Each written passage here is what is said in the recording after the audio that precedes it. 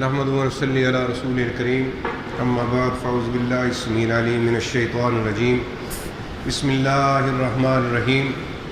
اللہ کم الحاکمین نے فرمایا کہ جھوٹ بہت بڑی لعنت ہے، کہ جھوٹ ایسی چیز ہے کہ منافق کی سب سے بڑی نشانی جو ہے وہ جھوٹ مارتا ہے۔ اذا حدث کذب، جب وہ بات کرے گا جھوٹ مارے گا، تو یہ اس کی بڑی نشانی ہے کہ اس کے اندر منافقت ہے، اسلام کے مطابق زندگی نہیں گزارتا اور مسلمانوں کے اندر وہ رہتا ہے لیکن جھوٹی بات کو چھوڑتا نہیں ہے۔ اور فرمایا جو جھوٹ مارتا ہے، میرے اور آپ کے پیر و مرشد جناب محمد رسول اللہ صلی اللہ علیہ وسلم فرمایا کہ جھوٹ مارنے کی وجہ سے اس مومن مسلمان کا دل کالا ہو جاتا ہے، جھوٹ مارے کا دل کالا ہو جاتا ہے۔ اور دوسری بات کہ جب یہ جھوٹ مارتا ہے، اللہ نے رحمت کے فرشتے اس کے ساتھ لگائے ہوتے ہیں، جو ہی یہ جھوٹ مارتا ہے وہ فرشتے دور بھاگ جاتے ہیں۔ یہ نقصان ہے جھوٹ مارنے کا۔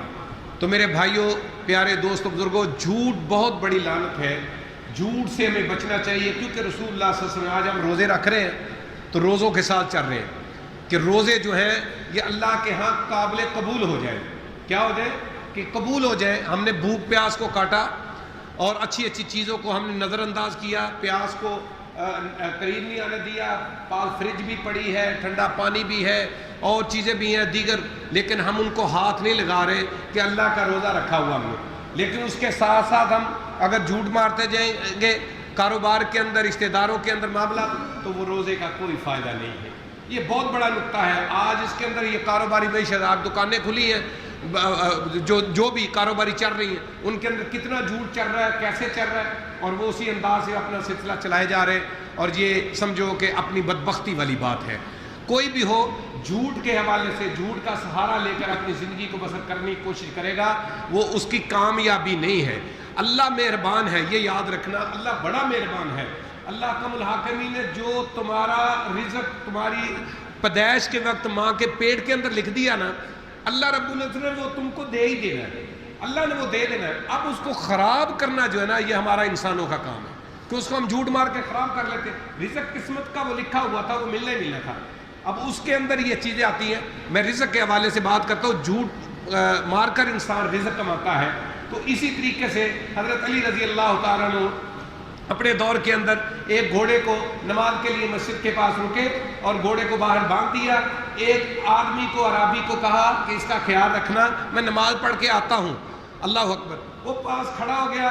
اب وہ چور تھا، اس نے کیا کیا، اس نے آپ کی زین اتار لی، گھوڑے کی اتار کر جا کر بیچ دی، قریب جا کر بیچ دی۔ یہ میری زین ہے، مجھے ضرورت پڑی پیسوں کی، جھوٹ مارا، جھوٹ مار کے اپنی زین بنا کے 2 درم کی وہ 2 درم لے کے چلا گیا اور زین اس کو دے گیا۔ حضرت علی باہر آئے، گھوڑے کی پیٹھ خالی دیکھی، پریشان ہو گئے۔ رضی اللہ تعالیٰ فرمانے لگے یہ کیا معاملہ بنا، میں تو اس کو محافظ بنا کے گیا تھا، وہ تو چوری کر گیا۔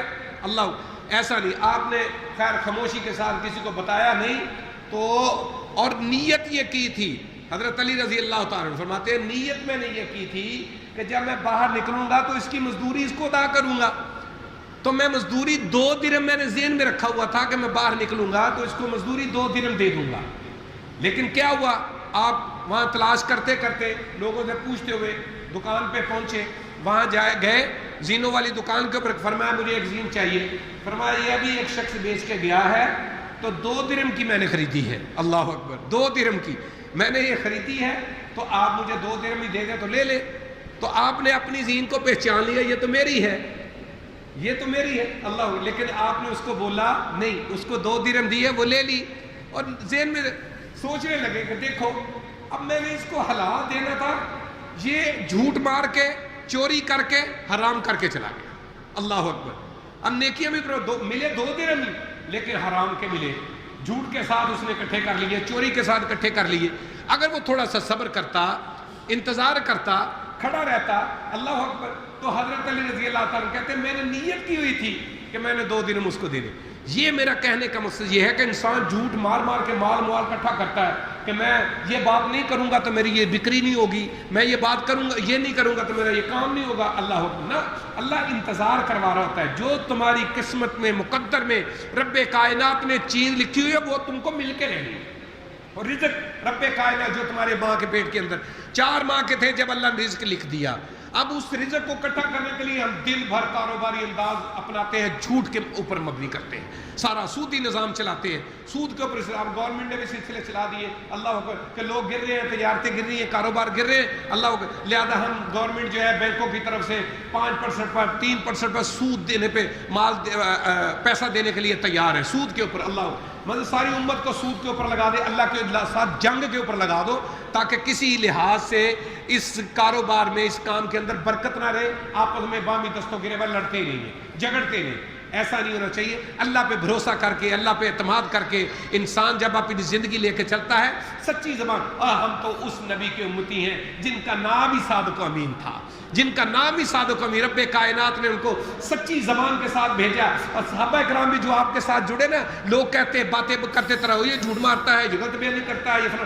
نعوذ باللہ من ذالک، اللہ اکبر، تو ان کے تو جو ایمان والے تھے وہ کیا کہتے، اور جس پہ رب کائنات نے بھروسہ کیا ہے وہ کبھی جھوٹ مار سکے گا؟